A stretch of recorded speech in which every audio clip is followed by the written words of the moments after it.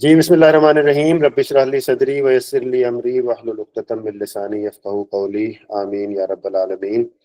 तो आज की मीटिंग का पस मंज़र ये है कि हमारा लारावेलियन का जो व्हाट्सएप ग्रुप है उसके अंदर मुख्तलिफ लोगों की तरफ से ज़रा मेरे लिए वो अजीब सा था मामला कि जब किसी ने पूछा कि अच्छा जी सी पैनल पर मैं इंस्टॉल कर लूँ, लारावेल को डिप्लॉय कर दूँ, तो उस पे चंद एक कमेंट्स भी आए। तो उस पर फिर मैंने ये सोचा कि यानी वो कि कोई ढकी-छुपी चीज़ें तो नहीं है, बहुत सारी दुनिया कर रही होती है इंक्लूडिंग मी। लेकिन ये कि इस पर हम कोई छोटा-मोटा एक वर्कशॉप रखें जिससे जो है वो हम अपने भाइयों को गाइड करने की कोशिश करें। तो बात ये है कि कोई भी एप्लीकेशन है, बीइंग अ डेवलपर आप जब उसे बना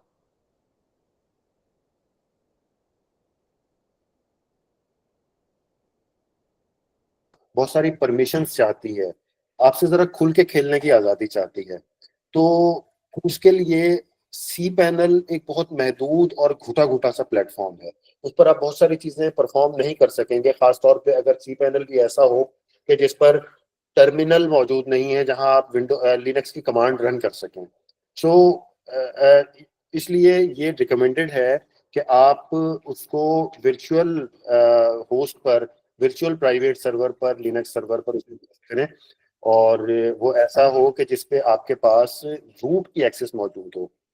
रूट यकीनन सब लोग जानते होंगे कि एडमिनिस्ट्रेटर यूजर जो लिनक्स का होता है उसे हम रूट के नाम से लिनक्स पे होता है एडमिन यूजर। तो रूट की एक्सेस जब आपके पास होगी तो फिर आप खुल के खेल सकते हैं और अपना जो है ना वो डिप्लॉयमेंट सारी चीजें कर सकते हैं, क्योंकि सी पैनल एक आम आदमी के इस्तेमाल की चीज तो है कि जिसमें कोई एक फर्द हो कि जो एक लेमैन है, उसको अपनी वेबसाइट कोई होस्ट करनी है, हल्का फुल्का उसमें पीएचपी का तड़का भी है, ठीक है। कोई वर्डप्रेस है तो चल जाएगा। लेकिन ये कि जो लारावेल है उसके लिए रिकमेंडेड यही है कि आपके पास पूरी जो है ना वो पावर मौजूद हो सर्वर की और आप उसे बेहतरीन अंदाज में उसे कॉन्फ़िगर कर सकें। सो उसके लिए फिर मैंने जो है वो ग्रुप के ज़िम्मेदारान से अब्दुल्ला भाई से मशवरा किया, तो उन्होंने भी इस बात को जो है वो पसंद किया। फिर हमने जो है वो उनके मशवरे से और उनकी रहनुमाई से हम इस चीज़ को करने जा रहे हैं। जो इस वक़्त प्लेटफ़ॉर्म मैं आपके सामने रख रहा हूँ, वो है EC2, अमेज़न EC2 सर्वर है ये। अमेज़न AWS जैसा कि आप जानते हैं, अगर नहीं जानते तो मैं रिपीट कर देता हूँ। अमेज़न की वेब सर्विसेज़, अमेज़न का क्लाउड है और उसके अंदर जो वर्चुअल सर्वर प्रोवाइड करने वाली जो सर्विस है, उसका नाम EC2 है, EC2, Amazon compute cloud, ECC या EC2। ठीक है, तो उसका एक सर्वर है जो मैंने इस वक्त आपके लिए कॉन्फ़िगर किया है, जिस पर हम ये सारी चीज़ें सेटअप करेंगे, जिस पे हम एक वो इंस्टॉल करेंगे अपना इंजनएक्स, पीएचपी और माइस्क्ल वगैरह। इस EC2 का मैं साइज जस्ट आपको बता रहा हूँ और मेरे और आपके पर्सनल जो विंडोज सिस्टम होते हैं उनके साइज को भी आप इससे मुलाहिजा कीजिएगा। ये 2 सीपीयूज हैं, जो कि एक सीपीयू का वर्चुअल पार्ट बहुत छोटा सा होता है। 0.5 GB मेमोरी है, 512 MB मेमोरी, और इस पे आप देखिएगा सिस्टम कैसा चल रहा होगा। ये उसकी प्राइसिंग है, ठीक है। लिनक्स की जो प्राइसिंग है वो है जी 0.0057 per hour, 0.0057 USD per hour. तो ये इसको अगर आप स्क्रीन साथ, शेयर नहीं हो रही सर आपकी। सॉरी मेरी स्क्रीन शेयर नहीं हो रही, थैंक्स फॉर रिमाइंडर, मैंने मेरा ख्याल है कर ली थी। बहुत शुक्रिया आपकी तवज्जो दिलाने का। और ये मेरी स्क्रीन आ गई है। जी सर। अच्छा, ठीक है। तो ये T3 नैनो इस सर्वर का साइज है और इसकी जो डिटेल्स हैं वो ये हैं, वो मैं यहाँ ग्रुप में भी आपको शेयर करवा देता हूँ कि ये उसका साइज है और ये उसकी प्राइसिंग है। ठीक हो गया जी। तो अब हम इस पे काम शुरू करते हैं। इसको कनेक्ट करने के लिए मैं जिस सिस्टम पर हूँ ये मैक ओएस है और इसमें मैंने टर्मिनल ओपन किया। आप अगर लिनक्स पर हैं तो उसी लिनक्स पर काम करेंगे, अगर रिमोट लिनक्स पर आप कनेक्ट होना चाहते हैं तो आप टर्मिनल पे जाएंगे, उसके जरिए से कनेक्ट होंगे। अगर आप विंडोज पर हैं तो आप गिट बैश के नाम से एक एप्लीकेशन है, उसे इंस्टॉल करेंगे तो वहां आपकी लिनक्स की कमांड चल रही होंगी, उसके जरिए से आप लिनक्स सर्वर पे कनेक्ट हो सकते हैं। इसी तरह से एक और GUI सॉफ्टवेयर है गिट बैश, जो है वो टर्मिनल टाइप का है जिसपे आपने कमांड लिखनी है। और पुटी एक और सॉफ्टवेयर है PUTTY, उसके जरिए से भी आप कनेक्ट हो सकते हैं रिमोट सर्वर पे। तो मैं जिस सर्वर पे कनेक्ट हो रहा हूँ उस पे पासवर्ड लेस एंट्री है, पासवर्ड के बगैर मैं एंटर होऊंगा यूजिंग प्राइवेट की। ये की वहाँ कॉन्फ़िगर की हुई है, उसके जरिए से मैं यहाँ कनेक्ट होऊंगा और ये उसका पाथ देकर मैं IP एड्रेस देकर वहाँ जा रहा हूँ। सर्वर की मैंने स्पेसिफिकेशंस आपको बता दी हैं कि उसके अंदर 1/2 GB रैम है। और मैं आपको दिखाता हूँ उसमें और क्या क्या है। ये मैं कनेक्ट हो गया हूँ। यहाँ पे मेरे पास ये 6.8 GB ड्राइव का साइज है, रूट ड्राइव। और उसमें से 1.8 GB जो है वो सिस्टम ने ले ली है, लिनक्स जो इंस्टॉल हुआ है। और बाकी 5.0 GB अवेलेबल है मेरे पास, जिसके अंदर मुझे ये सारा काम कर लेना है। ये यानी 8 GB या जो साइज है उसके अंदर मैं ये सारा काम इंशाल्लाह ताला बड़ी आसानी से हो जाएगा। जी, किसी ने रेज हैंड किया है? सही है, साथ साथ मैं भी करता हूँ, साथ साथ देखें, तवज्जो आपकी यहाँ रहनी चाहिए। अगर आप साथ साथ कर सकते हैं बिस्मिल्लाह जरूर कीजिए, ठीक है। अगर नहीं सर, आप हमें पहले प्लान परचेज करना पड़ेगा, उसके बाद हम बना सकेंगे, या डायरेक्टली हम इसको यूज कर सकेंगे विदाउट एनी हम उसको यूज किए? मतलब EC2 हमारे पास अब है ही नहीं, पेड हमें लेना पड़ेगा पहले, या उसका क्या करना पड़ेगा? जी, इसके अल्टरनेटिव्स क्या हो सकते हैं? आप किसी भी वर्चुअल सर्वर को यूज कर सकते हैं। अगर आप विंडोज पर हैं तो आप वर्चुअल बॉक्स नाम का एक सॉफ्टवेयर फॉर टेस्टिंग पर्पज, ये डिप्लॉयमेंट नहीं हो रही कि आपकी वेबसाइट डिप्लॉय हो जाएगी। वर्चुअल बॉक्स नाम का एक सॉफ्टवेयर है, गालिबन ओरेकल कंपनी का है, फ्री है, वो डाउनलोड कीजिए, इंस्टॉल कीजिए विंडोज पर। और उसमें आप यूबंटू डाउनलोड करके इंस्टॉल कर सकते हैं। अगर आपने वर्चुअली अपने PC पर करना है, फ्री में काम करना है तो। अगर आप कुछ पैसा खर्च करना चाहते हैं, कर सकते हैं, करना चाहिए ऑब्वियसली, अपने ऊपर इन्वेस्टमेंट है ये। तो आप डिजिटल ओशन की तरफ जा सकते हैं, वहां भी आपको $5 महाना के करीब में एक सर्वर मिल जाएगा मुनासिब सा, शायद उससे कम में ही मिल जाए। इसी तरह से AWS का अकाउंट बनाना थोड़ा सा ट्रिकी है। AWS का अकाउंट बना लीजिए, AWS पे आपको EC2 पे भी सर्वर मिल जाएंगे। इससे सस्ते सर्वर आपको मिल जाएंगे, अमेजोन ही की एक और सर्विस है लाइट सेल के नाम से, उसमें भी सर्वर्स मिल जाएंगे। लेकिन सबसे पहला मरहला और मुश्किल मरहला जो है वो है AWS का अकाउंट बनाना। यस, उसके लिए क्रेडिट कार्ड चाहिए और जाहिर है कि बिल आपका होगा। लेकिन उसमें एक और चीज अवेलेबल है कि जब आप उसे स्टार्ट करते हैं तो आपको वो गालिबन 200 या $300 का क्रेडिट देते हैं कि जो आप अपने बिल में एडजस्ट कर सकते हैं। लेकिन बहरहाल क्रेडिट कार्ड या डेबिट कार्ड आपको पहले ही मरहले पे वहाँ ऐड करना है। उसके अलावा बहुत सारी फ्री सर्विसेज उनकी होती हैं कि जो आप फ्री टीयर के तौर पे इस्तेमाल कर सकते हैं। ठीक है, तो आपके पास अलबत्ता $200 के करीब का आपके पास क्रेडिट होता है जिसको आप यूटिलाइज कर सकते हैं। खैर, मेरा अकाउंट तो है ये अल्हम्दुलिल्लाह, और मैं इस पर मैंने आपके लिए एक सर्वर बनाया है, बिल्कुल फ्रेश सर्वर है। यहाँ मैं आपको हिस्ट्री की कमांड चलाकर दिखा रहा हूँ कि यहाँ इससे पहले कुछ भी नहीं चला, यही 2-4 कमांड चली। ठीक है, तो सबसे पहले जब हम जिस भी लिनक्स सर्वर पर जाते हैं, अगर वो फ्रेश है तो सबसे पहली कमांड जो हमें रन करनी होती है sudo apt अपडेट, ताकि उसमें जो जब से ऑपरेटिंग सिस्टम यहाँ आया है उसके बाद से अगर कोई अपडेट्स आई हैं तो वो डाउनलोड करके इंस्टॉल कर ले। ठीक है, ये देखें वो डाउनलोड कर रहा है और कुछ चीज़ें इंस्टॉल कर रहा है। 34.2 MB उसने डाउनलोड किया है। अब उसे सलीम भाई, मैंने आपसे एक बात पूछी थी इनफैक्ट मीट पार्टिसिपेंट से, बेसिकली रिकॉर्डिंग कौन कर रहा है? ये आप जी, ही की रिकॉर्डिंग मीट पे हो रही है, गूगल मीट पे। आप ही की तरफ से हो रही है? जी जी, मेरी तरफ से हो रही है, ठीक ये है। रिकॉर्डिंग जारी है, ये क्योंकि देखें। कुछ लोग हैं जो कह रहे हैं कि हम वो किसी मसरूफियत की वजह से नहीं ज्वाइन कर पाए, तो फिर आखिर में उनके साथ हम रिकॉर्डिंग शेयर कर देंगे। जी बिल्कुल, रिकॉर्डिंग शेयर हो जाएगी इंशाल्लाह। लेकिन यहाँ जो मौजूद लोग हैं उनको मैंने ये बात बताई है कि यहाँ मौजूद रहना बहुत अहम है। जो मौजूद नहीं है ठीक है, वो देख लें, अगर कुछ सीख सकते हैं यकीनन। तो वर्कशॉप उन लोगों के लिए हो रही है जो यहाँ मौजूद हैं, इन्हीं के सवालात के जवाब आ सकेंगे यकीनन अगर कोई सवाल होंगे। रिकॉर्डिंग के पॉइंट ऑफ व्यू से जो चीज़ें हैं वो करके बहुत सारे लोगों ने यूट्यूब पे डाली हुई हैं, और कोई भी चीज़ ऐसी नहीं है कि जो ना मिले इंशाल्लाह ताला। तो बहरहाल रिकॉर्डिंग हमारी तरफ से अवेलेबल है, वो हो रही है, जारी है। और मीटिंग के बाद कोई घंटा डेढ़ लगेगा उसकी प्रोसेसिंग में, उसके बाद वो अवेलेबल हो जाएगी। तो उसको गूगल ड्राइव से भी शेयर करवाया जा सकता है और उसको यूट्यूब पे भी डाला जा सकता है, there is no issue, recording available है। ठीक है जी, तो एपीटी अपडेट मैंने कर लिया है। उसके बाद मुझे सबसे पहला जो काम करना है वो है अपना एक सर्वर इंस्टॉल करना है, वेब सर्वर इंजनएक्स का। APT install Nginx, sudo. Sudo is for super user के तौर पे अगर मैं चलाना चाहूँ इसको, तो मैं सूडो लगाता हूँ, क्योंकि मेरा जो यूजर है वो यूबंटू नाम का यूजर है और मैं रूट नहीं हूँ, लेकिन मेरे पास सूडो प्रिविलेजेस हैं कि मैं सुपर यूजर के तौर पे एक्ट कर सकता हूँ। ऐसा कोई भी काम जो मैं सुपर यूजर के तौर पे मुझे करना है, उससे पहले मुझे सूडो लगाना है।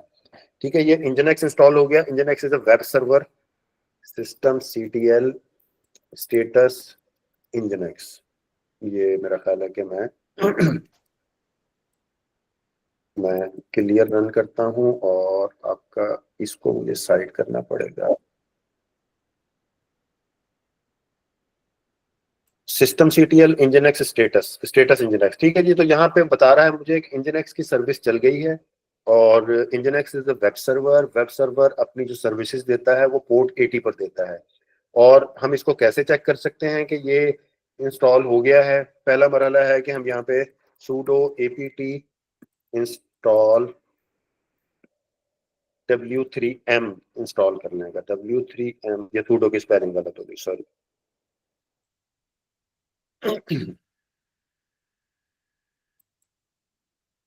ठीक है, W3M मैंने इंस्टॉल किया है, तो यहाँ पे पोर्ट 80 पर जो कुछ चल रहा होगा उसको मैं अभी यहाँ पे इसी कमांड लाइन पे चला कर देखूंगा। W3M HTTP local host. Local host पे क्या चल रहा है इस वक्त?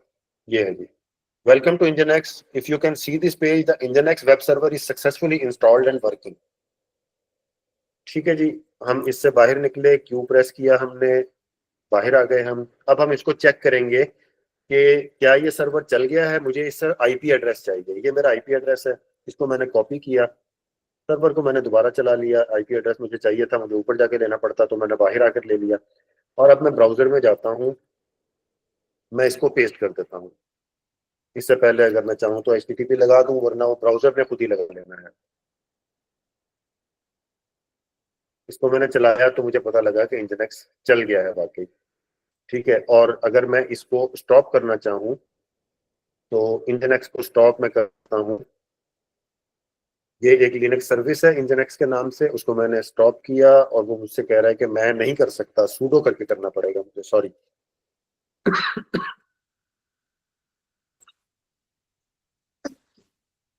अल्हम्दुलिल्लाह, ये इंजनएक्स स्टॉप हो गया। अब मैं अगर इसका स्टेटस चेक करना चाहूँ तो मुझे स्टॉप दिखाएगा। ये इनेबल्ड है ये, लेकिन इनएक्टिव है।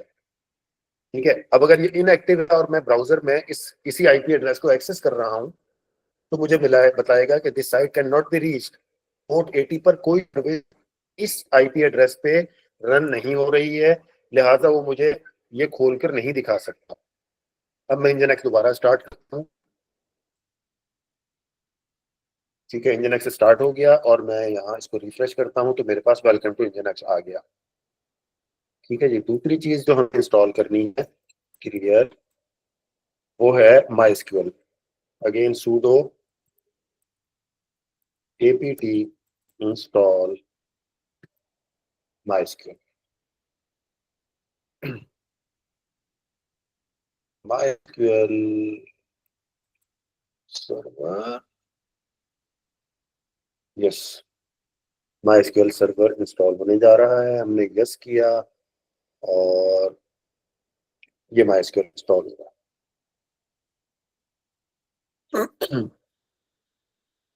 mysql वेब सर्वर है और इसके लिए अगेन रिकमेंडेड यही है कि सर्वर के लिए आप सिर्फ वो पोर्ट्स ओपन करें जिनकी हकीकी जरूरत है। सो आई वुड रिकमेंड कि MySQL को कनेक्ट करने के लिए remotely आप उसे डायरेक्टली 3306 से एक्सेस ना करें, बल्कि टनल के जरिए से, SSH टनल के जरिए से, यूजिंग SSH उसे आप एक्सेस करें। इसको क्या हुआ,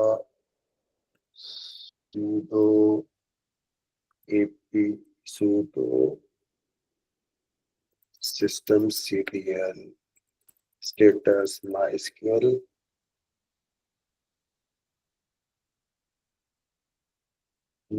systemd. Let's retry.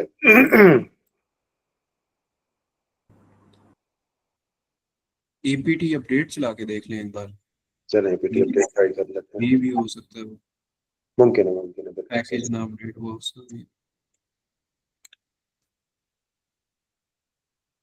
ये आपने AWS पे खोला हुआ है डायरेक्ट इसके नहीं, ये टर्मिनल, मेरे टर्मिनल पे है। अपनी लोकल मशीन से आपने SSH कम्युनिकेशन की हुई है या AWS पे खोला हुआ है? नो, लोकल से। अच्छा अच्छा अच्छा, तो ये आप बेसिकली पावरशेल यूज कर रहे हैं, पावरशेल नहीं सॉरी, इसका आप टर्मिनल यूज कर रहे हैं ये मैं ubuntu का सॉरी मैक ओएस का? मैक ओएस का टर्मिनल यूज कर रहा हूँ। ओके, ये मैंने APT गेट किया और यहाँ पे प्रॉब्लम आ रहा है।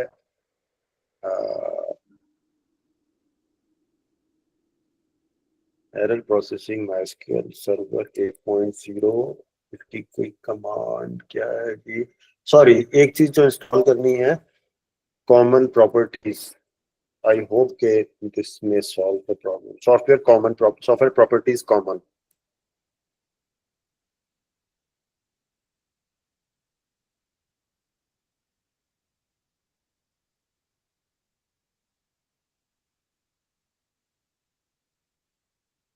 Software properties common.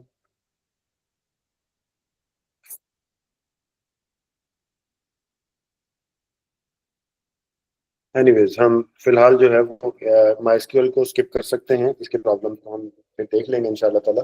इस वक्त हम स्टैटिक साइट वेब होस्ट करने जा रहे हैं तो उसके लिए MySQL की इस वक्त ज़रूरत भी नहीं है, लेकिन हम इसको कंटिन्यू करेंगे, इसको ट्रबल शूट करके इंशाल्लाह नेक्स्ट उसमें हम कंफर्म करेंगे। ठीक है। अच्छा, उसके बाद जो अगली चीज़ हमें स्टैटिक साइट के लिए तो ज़रूरत नहीं है उसकी, ठीक है, लेकिन ये कि हमें जिस चीज़ की ज़रूरत है वो है PHP। ठीक है, तो मैंने आपको बताया था कि हम मल्टीपल PHP वर्जन इंस्टॉल करेंगे। तो उसके लिए जो सबसे पहली हमें ज़रूरत है वो ये कि हम PHP की रिपोजिटरी ऐड करें। हमें अपने सिस्टम को ये बताने की ज़रूरत है कि अगर PHP इंस्टॉल करना हो तो कहाँ से आपको उसकी फाइल्स और उसकी जो है ना वो इंस्टॉलेशन मिलेगी। तो ये मैंने रिपोजिटरी ऐड की है सिस्टम पर।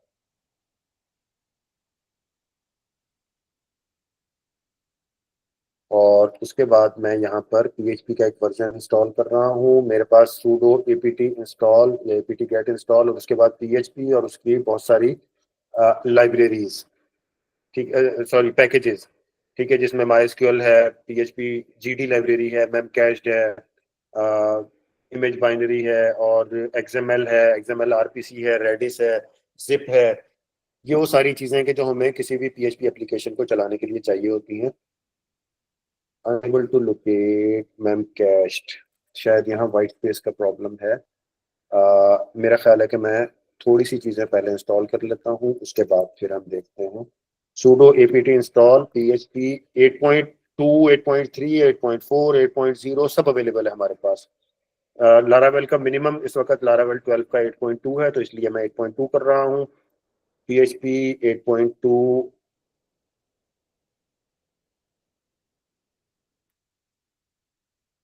PHP 8.2 dash common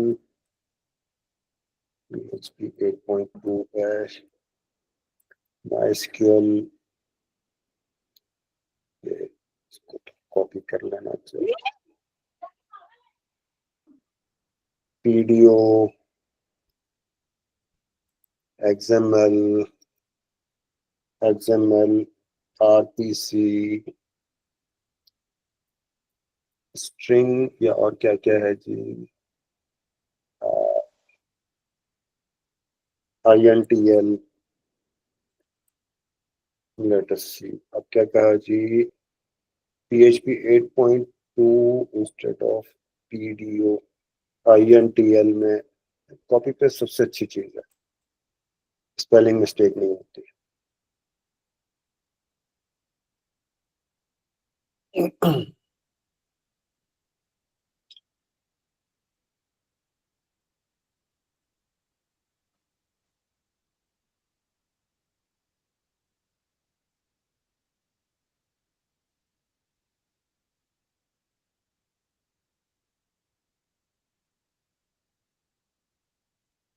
अच्छा देखें, जो कुछ मैं कर रहा हूँ यकीनन आपको इससे मुख्तलिफ एरर्स आ सकते हैं और इससे मुख्तलिफ ही सूरत हाल की होगी। हर किसी को अपने अपने हालात से साबका पेश आता है। तो बात बस ये है कि तवज्जो दिलाना है और थोड़ा सा शौक बेदार करने के लिए ये की गई है कि आप लोग कोशिश करें, मेहनत करें। प्रॉब्लम्स आएंगे, मिलजुल के सॉल्व होंगे इंशाल्लाह ताला। प्रॉब्लम आए बगैर हो ही नहीं सकता। वो काम है जो मैं हर दूसरे चौथे दिन में कर रहा होता हूँ, और देखें आज हमारे सामने माइस्क्यूएल इंस्टॉल नहीं हो सका। ठीक है, तो sudo systemctl status php 8.2-fpm php की जो सर्विस है क्या वो चल रही है? यस, चल रही है। ठीक है, सो php की सर्विस चल गई और nginx की भी चल गई है। और अब हम एक स्टैटिक वेबसाइट के जिसपे सिर्फ एक पेज होगा, हम उसको सेटअप करेंगे और उसको हम एक्सेस करेंगे। उसके बाद आपके अगर कोई सवालात हैं तो उनको देखेंगे हम। और सवालात ही का असल में जो है ना वो ज़्यादा हमें होना चाहिए कि जो प्रॉब्लम्स हैं वो डिस्कस हों, अगर किसी को पहले कोई पेश आए हैं या इस वक्त तक पेश हैं। अच्छा, तो अब हम ये करते हैं, ये चीज़ रिकमेंडेड है, इस चीज़ का ख्याल रखने की ज़रूरत है कि हम जितनी साइट्स होस्ट कर रहे हों, बिलखुसूस अगर वो मल्टीपल क्लाइंट्स की हैं। ज़ाहिर है एक वेब सर्वर है, वो आपको सिर्फ एक वेबसाइट होस्ट करने की इजाज़त नहीं दे रहा, बल्कि उस पर आप दर्जनों सैकड़ों कर सकते हैं। There is no issue. तो बेहतर रिकमेंडेड वे ये है कि आप हर साइट के लिए, स्पेशली अगर मुख्तलिफ क्लाइंट्स की साइट्स हों वो, तो हर क्लाइंट के लिए एक अलग यूजर क्रिएट करें लिनक्स का। तो मैं यहाँ एक नया यूजर क्रिएट करने जा रहा हूँ। sudo add यूजर, उसका नाम हम रख लेते हैं स्टैटिक, नाम रख लेते हैं उसका हम, अगर मानता है ये स्टैटिक नाम को। न्यू पासवर्ड, यहाँ पासवर्ड देने की कोई ज़रूरत है नहीं वैसे, लेकिन मैंने एक हल्का फुल्का सा पासवर्ड दे दिया। स्टैटिक साइट, ये एक यूजर ऐड हो गया। अब मैं इस यूजर से भी कनेक्ट हो सकता हूँ। sudo su स्टैटिक, ये मैं इससे कनेक्ट हो गया और मैं ये cd करके इसकी होम डायरेक्टरी में आ गया, pwd home/static।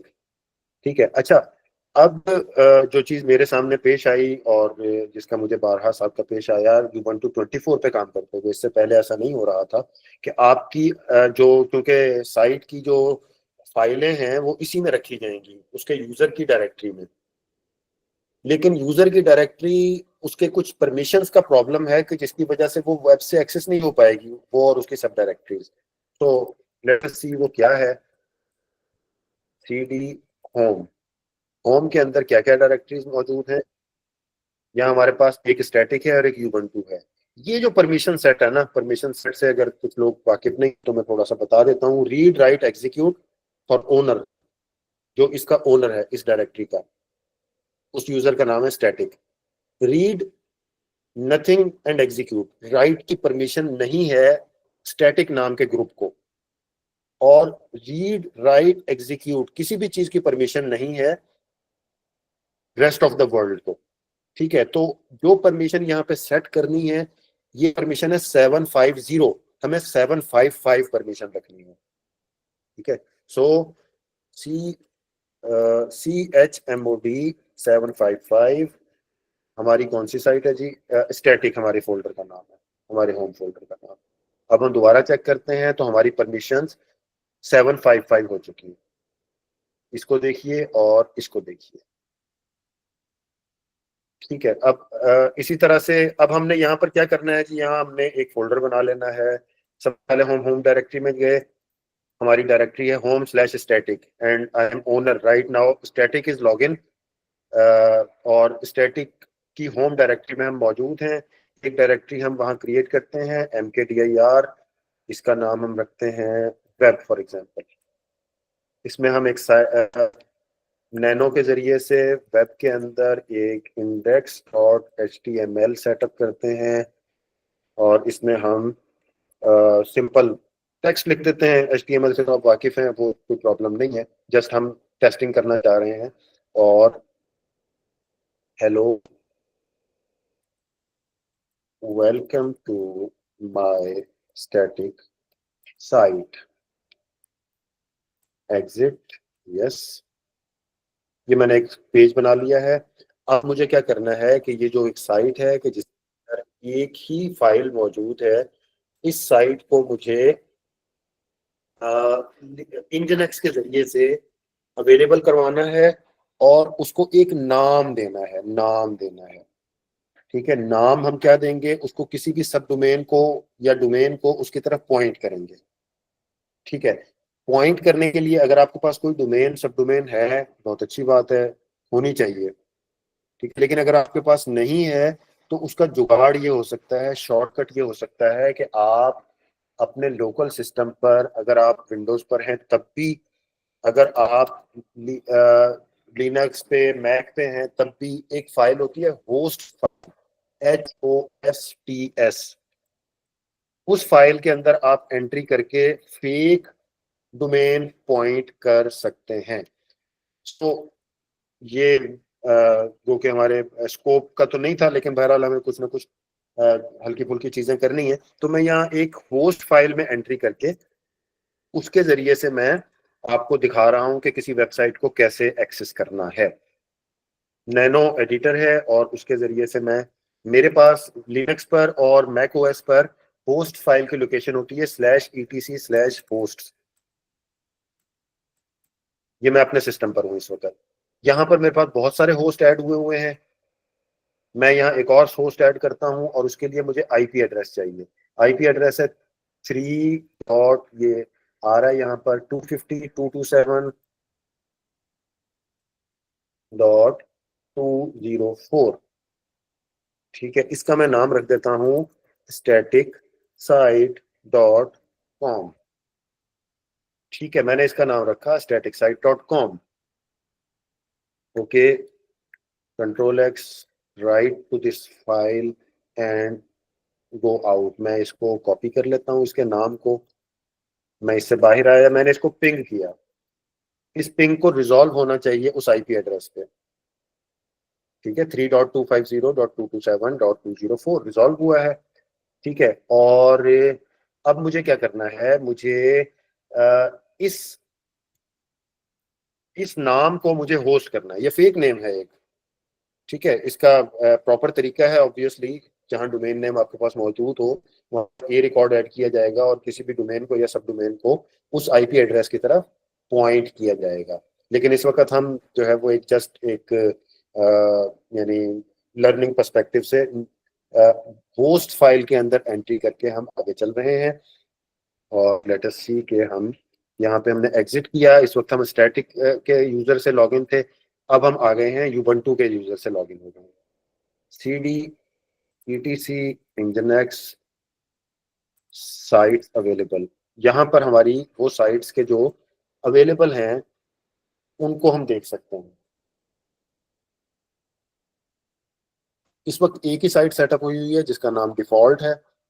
हम एक और साइट सेटअप कर रहे हैं, इसी की हम कॉपी बना लेते हैं। हम कहते हैं जी डिफॉल्ट की कॉपी बनाओ और उसका नाम रखो स्टैटिक साइट। ओ, क्योंकि मैं ओनर नहीं हूँ, इसका रूट है, मुझे सूडो लगाना पड़ेगा। अब हमें इस साइट को वो करना है, again pseudo site static site, और ये सर्वर है हमारा। इसके साथ से हमने डिफॉल्ट सर्वर खत्म कर देना है।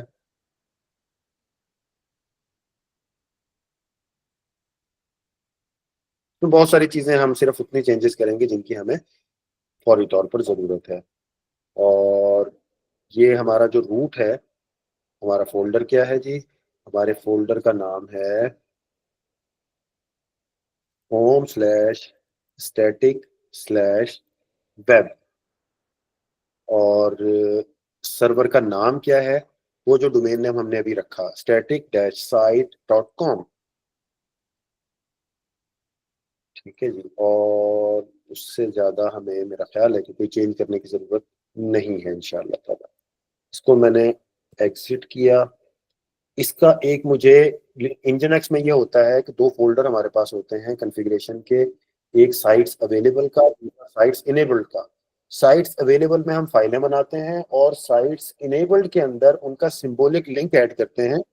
साइट्स वही चल रही होती हैं कि जो इनेबल्ड के अंदर जिनका लिंक मौजूद है, ठीक है। लेकिन ऐसी साइट्स सकती हैं कि जिनको हमने कभी कॉन्फ़िगर किया हो, इस वक्त ना चलाना चाह रहे हो, किसी साइट को ऑफलाइन करना चाह रहे हो, तो उसका सिंबॉलिक लिंक हम साइट्स इनेबल्ड से खत्म कर देते हैं। तो मुझे सिंबॉलिक लिंक बनाना है, sudo ln-s etc nginx sites available और स्टैटिक साइट। इस फाइल का मुझे लिंक बनाना है, कहाँ बनाना है, etc nginx sites enabled के अंदर, ठीक है। अब मैं देखना चाहता हूँ कि साइट्स इनेबल्ड में क्या है, तो इसके बाहर वाले फोल्डर में साइट्स इनेबल्ड है और उसके अंदर मेरे पास दो लिंक्स मौजूद हैं, एक डिफॉल्ट और एक स्टैटिक साइट। दोनों अपने अपने उसकी तरफ पॉइंट कर रहे हैं। अच्छा, अब मैं क्या करूंगा कि मुझे इंजनएक्स स्टार्ट करना है, रीस्टार्ट करना है, लेकिन उससे पहले let us go and IP address को हम चेक करें। आईपी एड्रेस एक्सेसिबल है, और अगर हम यहाँ पर अपनी डोमेन का नाम डालते हैं तो क्या होता है, तो वो उस नाम से फिलहाल एक्सेस नहीं कर पा रहा, ठीक है। हम चलते हैं और इसको जब सिस्टम को हम इंजनएक्स को रीस्टार्ट करेंगे, हम sudo systemctl restart nginx।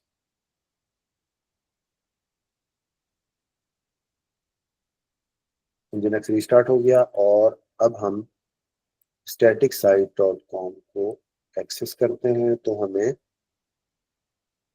मिल जाओ यार, बेइज्जती नहीं करवाना।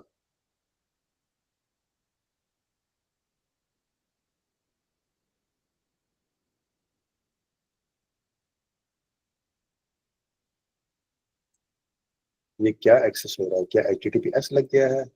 HTTPS लग गया है, जो कि हमारे पास इस वक्त नहीं चल रहा है। हम सिर्फ HTTP इस वक्त चला रहे हैं।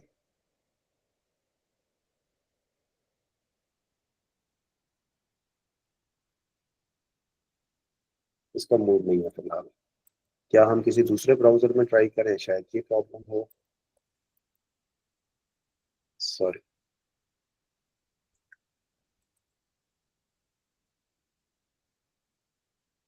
खुल जाना चाहिए यार, ऐसे नहीं करो।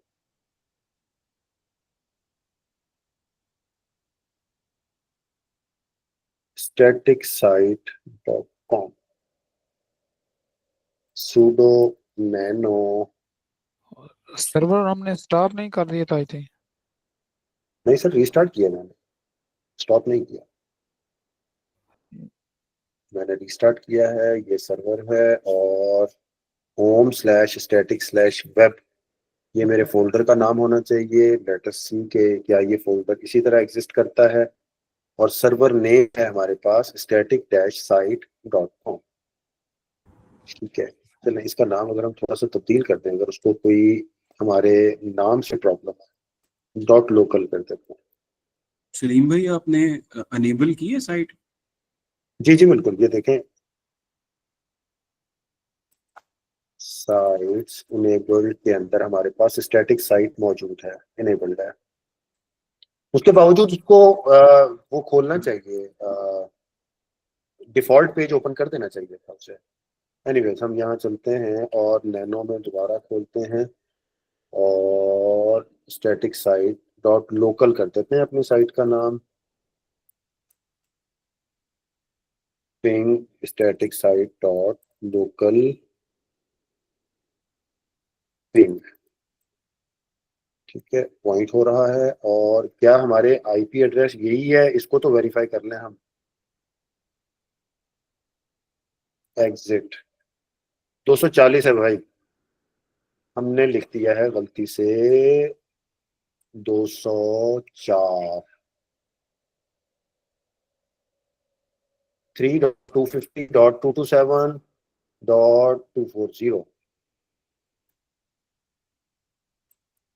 ओके जी, अब पिन कर रहे हैं हम, 240 आ रहा है। और अब हम static-site.com को एक्सेस करते हैं।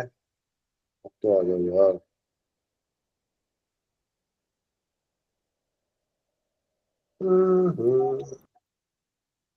static site dot local,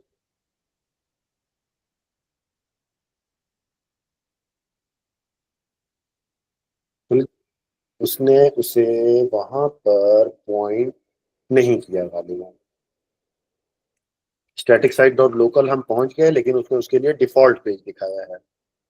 ठीक है, इसका मतलब ये हुआ कि जो हमारी कॉन्फ़िगरेशन है उसके अंदर कुछ कसर रह गई है।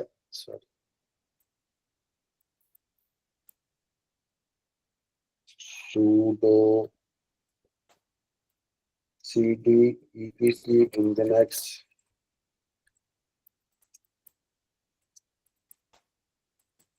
sites available sudo nano static site, और इसमें हमें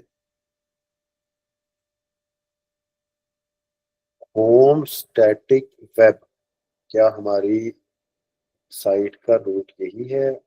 इसको हम वेरीफाई करते हैं। Static dash site dot local के का नाम चेंज करने के बाद हमने इसको रीस्टार्ट नहीं किया।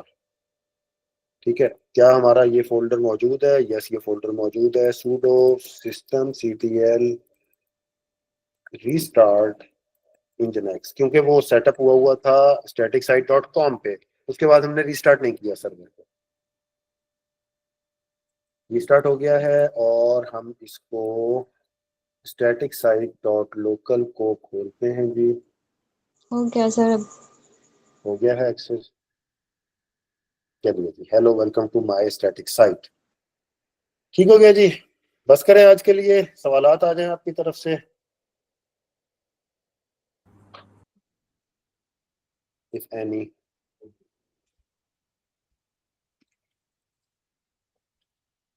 अच्छा सर, आपने ये अपने लोकल सिस्टम पे किया है या उस AWS की सर्विस पे किया है? सर ये आईपी एड्रेस है, इस पे किया मैंने, रिमोट AWS पे किया है मैंने। रिमोट लोकल से कनेक्ट होकर AWS पे किया है सब कुछ। सही है। मतलब अगर हमारे पास लोकल में सिस्टम ये Ubuntu इंस्टॉल है तो हम उसमें डायरेक्टली ये इस तरह का प्रोसेस कर सकते हैं, मतलब जी जी स्टैटिक। बिल्कुल, पूरा प्रोसेस आप कर सकते हैं, सिवाय इसके कि आपकी साइट इंटरनेट से एक्सेसिबल नहीं होगी। प्रैक्टिस आप कर सकते हैं। सही है।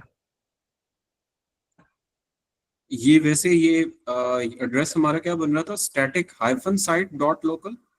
यस, जो मैंने लिखा था, जो मेरा बनाया हुआ एड्रेस था। आपके पास नहीं चलेगा, ज़ाहिर है आपकी होस्ट फाइल में एंट्री होगी तो चलेगा। हमारी होस्ट फाइल भी नहीं है ना। ठीक ठीक ठीक, क्यों सही नहीं है सही। आपकी होस्ट फाइल? आप कौन है, आपकी होस्ट फाइल नहीं है?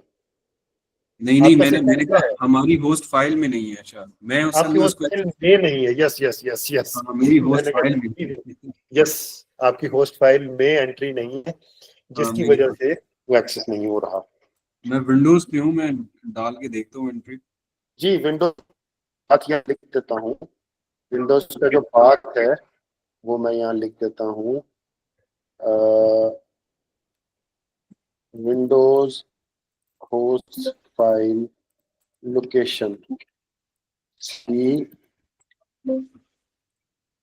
Windows sorry C Windows system 32 setting होता है, क्या होता है? ढूंढ लीजिएगा यार, नेट से मिल जाएगा, या हम में से कोई शेयर करवा देगा इंशाल्लाह। विंडोज फाइल लोकेशन, ठीक है। लेकिन बहरहाल ये तो एक छोटी सी चीज थी, असल काम तो यही है कि आपके पास एक डोमेन हो, जरा काम कर रहे हैं तो किसी क्लाइंट के लिए कर रहे हैं, उसके पास डोमेन भी है कोई। ठीक है, तो असल काम तो यही है जो क्लाइंट के लिए होगा, तो उसी को वो होना चाहिए। इसको लिंशा आप ग्रुप में अगर शेयर करवा दें। आप हैं ग्रुप में? विंडोज जी होस्ट सर। फाइल लोकेशन जी। अच्छा, विंडोज पे जो लोकेशन बन रही है वो विंडोज सिस्टम 32 ड्राइवर्स ETC के अंदर पड़ा हुआ है।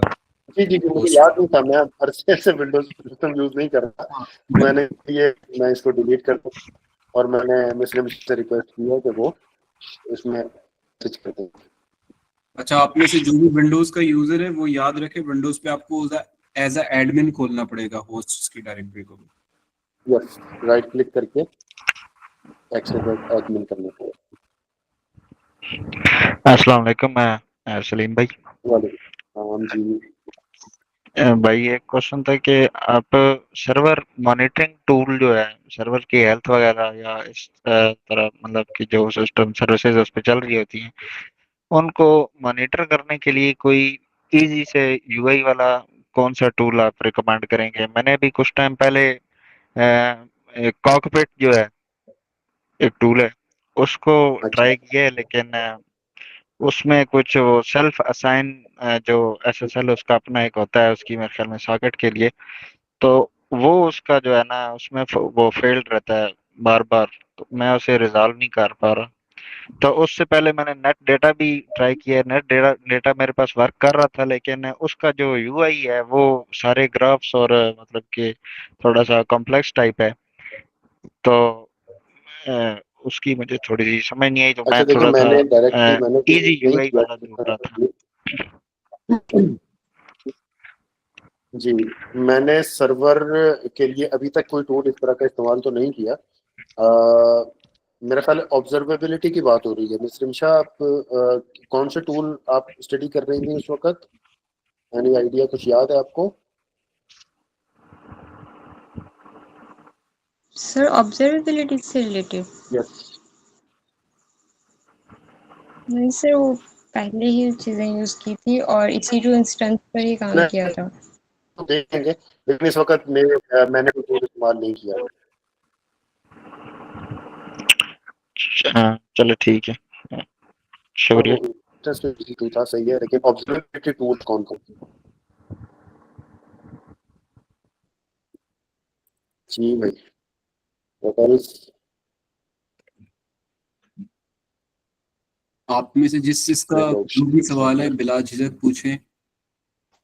आई होप कि आप में से अक्सर लिनक्स के यूजर नहीं होंगे या टर्मिनल के नहीं होंगे, अगर हैं भी तो अच्छा, मेरा एक जी और क्वेश्चन है कि ये जो लिनक्स के अंदर जो होती हैं परमिशंस से रिलेटेड कमांड्स और वैसे जो इसको ऑपरेट करने की जो कमांड्स होती हैं इनको मतलब इजी टू अंडरस्टैंड करने वाली कौन सी बुक आप रिकमेंड करेंगे? भाई, बुक तो देखें, अरसा हुआ कोई ना पढ़ी है ना रिकमेंड करते हैं।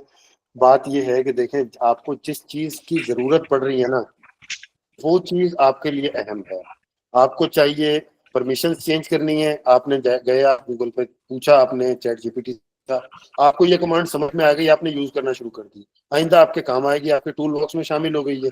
ठीक है, तो इस तरह का मेरा ख्याल है कि वो दौर पुराना हो गया जब हम भी पढ़ते थे किताबें खोलकर और A to Z चीजें पढ़ने और समझने की कोशिश करते थे। तो फौरी तौर पे जरूरत पड़ती है, जिस चीज की जरूरत पड़ी गूगल किया, चैट जीपीटी किया और फौरन उसे इस्तेमाल किया। जी तो जी, मेरे पास इस उस वक्त लेवल कोई से तो मुझे भी मतलब बहुत टाइम हो गया इस तरह इस्तेमाल करते हुए, और मैं ऐसी जो रेगुलर जी यूज जी होने वाली कमांड्स हैं वो तो अच्छी जी खासी जी, प्रैक्टिस हुई पड़ी है, लेकिन फिर भी ठीक है। मतलब कि कई बार ऐसा होता है कि कुछ कमांड्स ऐसी होती हैं जो कि बहुत सारे जो है ना मैस को या मुश्किल वक्त में वो कमांड्स जो है वो एक क्विक ट्रिक की तरह काम करती हैं, और अगर वो आपको पता हो तो उसमें वो फिर अच्छा, मैं ढूंढ रहा था कि कोई ऐसी मतलब कि रिसोर्स हो जो पता हो, जो बंदा मतलब फ्री टाइम में उसे कभी रीड कर ले तो उसमें जो है ना कुछ न्यू चीज सीखने को मिल जाती है।